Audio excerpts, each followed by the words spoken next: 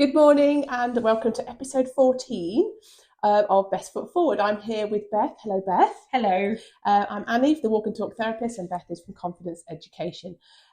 So, just to paint a picture, we are sitting in the warm today because it's been raining non-stop every Yes. single day of the year so far. So, we're nursing a cup of tea and we're just going to have a really casual chat, but really relevant one, following on from our previous episode, which was Who Am I? So, as a recap, we looked at what our values were. So, what we value as people should then really drive the decisions we make. So, if I value a certain type of person, then they're the sort of people I should choose to have in my life, and so on. But also in the career and job we choose. So, today we're going to look at the difference between what a job is versus a career path. I think sometimes they can get a bit blurred. Yeah. And I think the word vocation as well Mm-hmm. can be thrown in there. And I think maybe it's a bit too soon to throw this in, but there could be some snobbery around what's worth more or less with a vocational qualification versus the higher academic, how they're seen, for example. But we have changed direction many times for our careers, haven't we? Yes, definitely. Although I think I've always been at school, just in different different capacities. But yes, haven't ended up where I expected to at all. So And I don't know, just fallen from one thing to another. Each one would have taught me something about whether I do or don't want it. Yeah. And I retrained to do what I do now when I was 35. I know you're looking at me thinking, Wow. you're not that old. I think in terms of timing as well, this is really good timing because there's lots of things within the academic year. So things like options being decided, what to do for GCSEs, might be thinking about what to do for A levels, in terms of kind of your future path. Also, UCAS decisions. Okay. You'll have put, if you're doing your A levels and want to go to university, you'll have put your applications in and should be getting responses from universities now, so trying to make those decisions. So I think this is really timely for those people who are making those type of decisions at the moment. Yes, and it's quite a big subject, isn't it? Really, and so sitting with my 13, nearly 14-year-old trying to do GCSE decisions, the phrase he used was, "This is my life that's on the line. I need to choose correctly."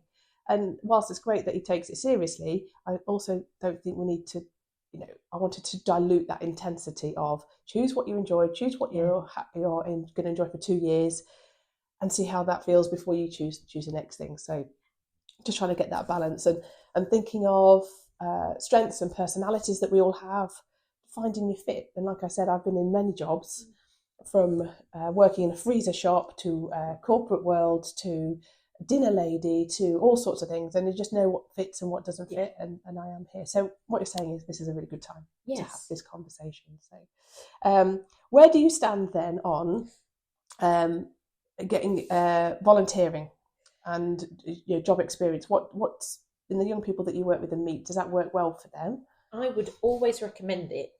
And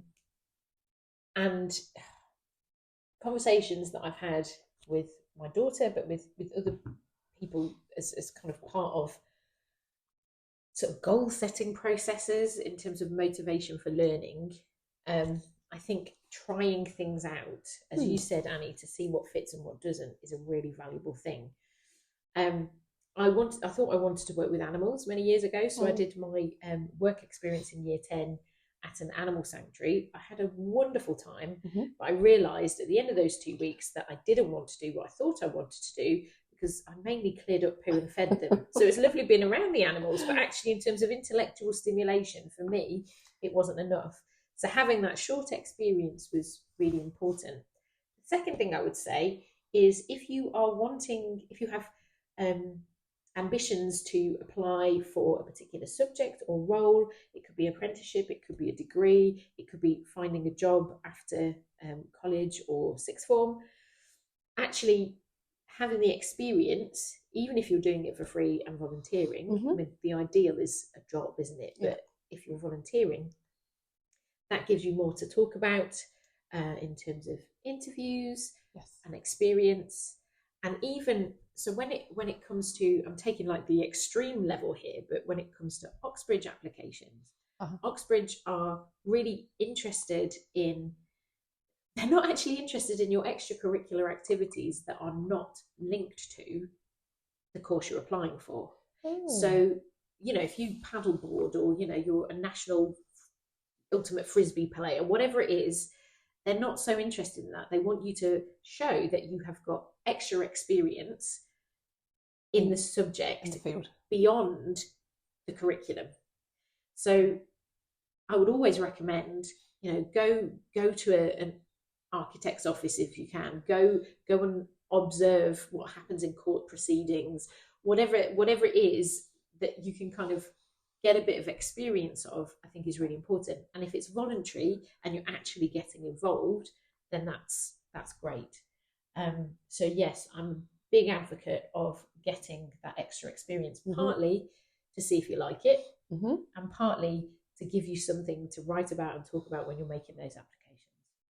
And I would echo that, but from maybe a more experiential angle of feelings. By doing those, having the conversations, going into probably very awkward settings if you've not had those before, I would hope that would build confidence in a person, and also resilience. So when things don't go so well, or maybe you're working with people that you haven't worked with, those types of people. But always build. If you don't try new things, you won't grow. So having to do that. And I think as well, I mean, I've given Oxbridge as an example, and actually that isn't what we're about. We're about, you know, any option and choice that is right for you, and having the confidence to take it. So again, for me, I'm good with people, and I think part of the reason why I have those skills is because I've worked in as a waitress and then behind a bar for nearly 10 years.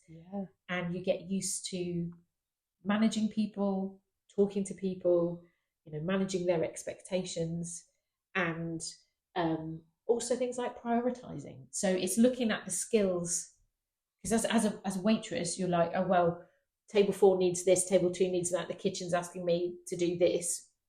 What's my priority of tasks? It's problem solving. So it's not just about a subject specific thing, it's actually the other skills and experiences you can gain from going out there and either volunteering or through your job. Yes, I think that's really important, because they're transferable. Because they are transferable. And I want to make the different differentiation of a job and a career. Yes. And I think we all have jobs, as just exactly what you're saying. You try before you buy, right? So you try it, you think, oh, I like bits of that, but not all of it. Again, in our house, somebody has a paper round. So when the weather's rubbish, doesn't like the paper round. I said, that's absolutely great, but you're going to do that. But when you come to maybe your future, you might not want to choose a job that's outdoors. That's your choice. But you're learning what you do like and what you don't like. So there's those sort of try before you buy is a great sentence. So a job, I think we've all done jobs, those short periods, whether it be part-time or alongside learning, where you've come away and said, it's earned me some money, earned me some experience, but I don't see myself doing it forever. So it doesn't fit in with the values that I want enough. It's okay, but it's not enough. That's when you move on to maybe more career language of, okay, this is something that requires more investment of my time. It requires a bit more effort, a bit more networking. That's when you become, I suppose, a bit more niche and a bit more filtered round. So I see it, and it'd be interesting to get your perspective, that a job is like a stepping stone, job, and then we have the career side of things. Something you have become a specialist in because you know it so well. And that can be anything. Please don't misunderstand the higher academia that the world teaches us are the better jobs. It's not about that. No. It's something that you feel fully rewarded, fulfilled because it aligns. That's your career. And you can change careers as well. Again, aligning with values and your identity, and that can change as you grow older. There are some things, so I said at the start, I think I've always been at school. I haven't left education. School. I've just done things in a different way. And the thread throughout the whole of my career is supporting people who find learning challenging. That's and I'm doing that with adults at university now, as well as with the young people that I work with. And I just naturally end up doing these things because it's something that I'm good at through experience, but also it's something that I feel is really important. So I think for me, whatever I end up doing, that is something that I will probably, even if it's by accident, carry on doing. Because I can't help myself. No.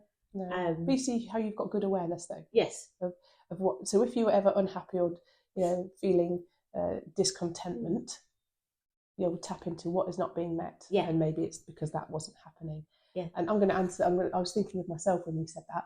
I think my common theme is, so I was a corporate trainer, sort of driving around training lots of different groups of people for large organisations. So still supporting, you could say. Yeah. And I've always prided myself on being able to build relationships and being approachable and those things. But it just was too much, too blanket, too sheep dip.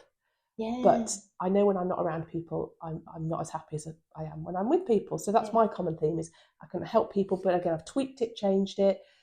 I'm here now on a one-to-one basis, helping people understand themselves rather than how to use a coffee machine, for example. So very useful at the time.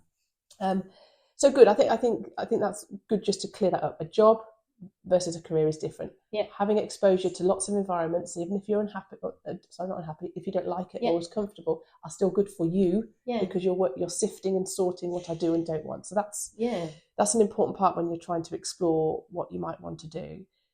I think we should echo what we said in the previous episode, which is the phrase, what do you want to be when you grow up? Let's ditch that. Yeah.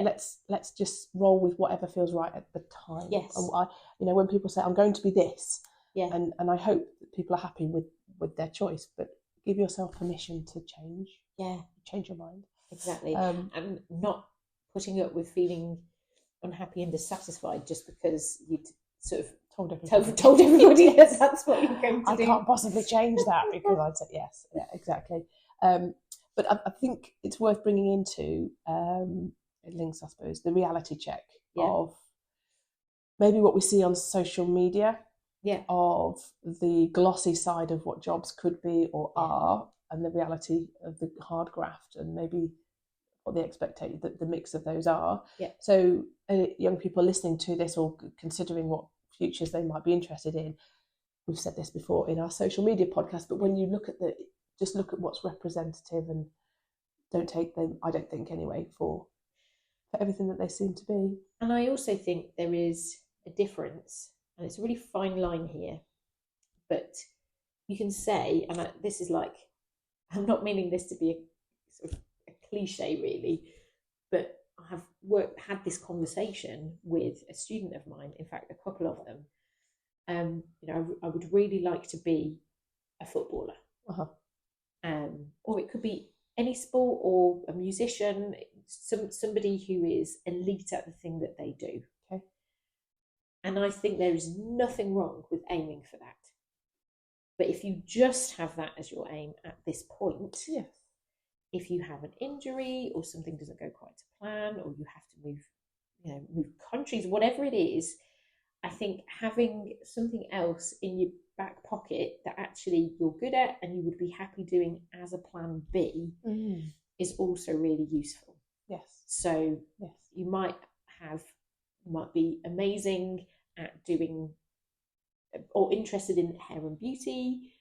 Actually, you can get some qualifications in that alongside your sports or your music, whatever, your dance. Yes. Yeah. And so then if that doesn't work out, you have other things to call upon. So I'm not saying don't aim high. Absolutely aim high. I think it's great to have ambition and aspiration and goals, but it's being kind to yourself, having that plan B. If it doesn't go quite to plan, it's okay, because there are other things that you can do. I think you're talking about options, aren't you? Yes. So rigid thinking is something that comes a lot in my work. Rigid thinking can be quite disappointing for us. Yes. So opening it up. So maybe I won't make it as a world-class footballer. I can tell you that I won't. But if I can't make it as a world-class footballer, maybe I could open a football academy or do lessons or coaching, or there's a variant that I can still enjoy what I love. Yeah. But it's in a different shape to maybe the initial one that I had. So. And that's hard to see, I think, when you are making the decisions at the time. And remember, again, this sort of pins a lot of our episodes together. Who you spend time with and how they make you feel, what you can achieve is important. So surrounded by people that celebrate, go, come on, you can do these things. That's great. You don't want to be around negative Nellies that say you couldn't do that. That'd be rubbish. You'd be rubbish at that. That middle place of balance. Yes. And typically that comes from people with more experience, Yeah. so maybe older people or a tutor or a lecturer, Yeah. to say, I'm thinking this, what do you think? What's your experience of it? It's still a great conversation to have. A bit of a research project, if you like. Yeah. But there's so many choices, aren't there? Yeah. There's college, there's universities, there's gap years. Different types of qualification within those different places. It's so much more than, it sounds old, when I was at school. Yeah. Is it a T level? T-level? That wasn't there when it was it. But even differences between BTECs and A levels, looking at what's right for you, your learning style, what you want to achieve. That's a good point. Your learning style. I think that's really important. And what we're talking is you thinking about what the right fit is for you. And there is no right, perfect path. No. It is what is good for you and what you want to achieve at the time. And that, we talk about gut instinct, don't we? It's kind of knowing what's right for you. And we're hoping we can give you a little bit of courage now to make that decision about what you think is. I'm going to try some new things. I hope that's an output. We said before we pressed the record button, didn't we? About, again, I'm hearing it from a young person in my house because they are coming from a different frame of mind. I want to earn loads of money. Yeah. I just want to earn loads of money. I've spent it before I've earned it. That sort of mindset. Yeah. And whilst I understand that logic, we politely advise that the measure of success really is your bank account. If a job is more fulfilling, you're a better version for your friends, your family, your partners, whoever you are spending time with, than somebody that maybe is focused on just that, on the money side of things. Starting salaries aren't always great, but you have to see them for what they are. They're a stepping stone. Do you remember the stepping stone jobs that will lead up to the careers? The only measure of success in my book is happiness. Yeah. That's the measure of success. Yeah. And that might seem a bit corny. I honestly, having gone through various bits and earning really well and then maybe not earning well, I've landed in that exact place. Yeah. So that's the only measure really. So a little bit of a polite invitation to, yes, money's great, but just see how earning, what that feels like. Is it aligned with you? Is it what you want? Is it the working hours that you want? Is it okay? Yeah. I think that's really important. I think that's just something I wanted to raise really. But yeah, go out and make choices.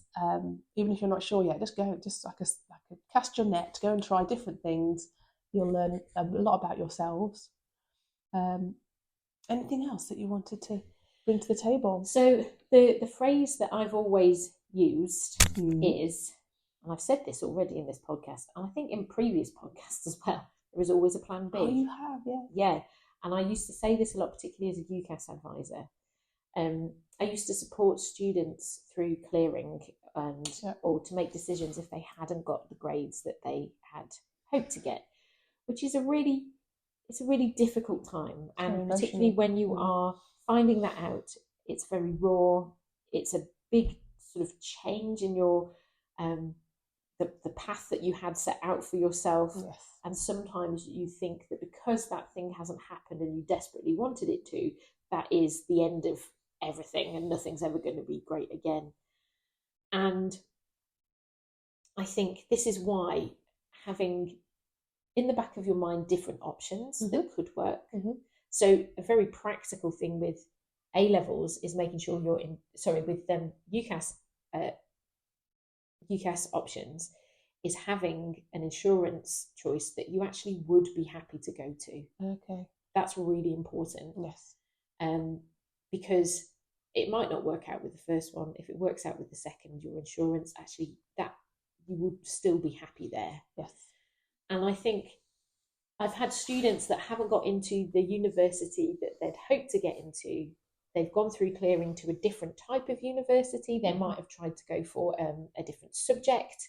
And I've heard from them afterwards that they've just had the best time. And actually, even though it was hard going through that process of disappointment and then challenge of finding what to do, they reflect on it and go, actually, I love it here. Yes. Yeah. And I've also worked with students who haven't enjoyed that option. And so the advice that I've always given has been to go and embrace it. Yes, it might not have been what you've expected, but go and be part of societies. Yeah. Put yourself out there, which is hard. What I'm saying, it's hard, particularly after disappointment. Mm-hmm. But sometimes the things that go wrong can lead to things that can bring contentment and happiness. Yes. And it's what you make of the options that you have. Mm-hmm. And I think that's really important. So there's always a plan B. It might be you say, right, I haven't got into veterinary school this time, but I really want to be a vet. So I've worked with people who've taken a year out. They've gone and got work experience and volunteered in a veterinary surgery. They've maybe resat an exam. They've got more experience, reapplied after taking that year out from education and getting the experience, and have gotten into veterinary school. Yeah. So I'm not saying give up on your dream if it doesn't go to plan, but actually that reevaluation and a bit of life experience in that year meant they definitely knew it's what they wanted to do. Yeah. So that plan B, which is not what they would have chosen at the time, actually has helped them out. So there is always a plan B. Obviously, you will feel disappointed and frustrated if things don't work out, but that's where going and talking to trusted adults, people who can advise you and help you, and to work a plan to get you to where you want to be or to try something different, that's really going to help you on this path that we're taking. I would always encourage, if you feel disappointment, speak to somebody about it. Manage the disappointment, as you say. That's a great bit of advice. That's really good. So our next episode is going to be number 15. Yeah. Can you believe that? And we wanted just to extend this subject to its probably conclusion, really. So who am I? What are my values? What choices do I make? Through to this one today, which is how would that feed into a career or job? So as we've said, jobs come before career. And then we want to conclude it by having a supportive discussion around how you present yourself to those settings. So if I want to go and get my work experience or my volunteering, or how do I not necessarily present myself in an interview, although we might start to look at that, but how do I introduce myself and what I'm looking for to help me get onto that stepping stone of jobs, so that I can then find all this information we've been talking about. Does it fit? Does it not fit? So we hope to bridge that gap in our next one, in episode 15. Yeah. So, see you there. Yeah, see you there. Bye. Bye.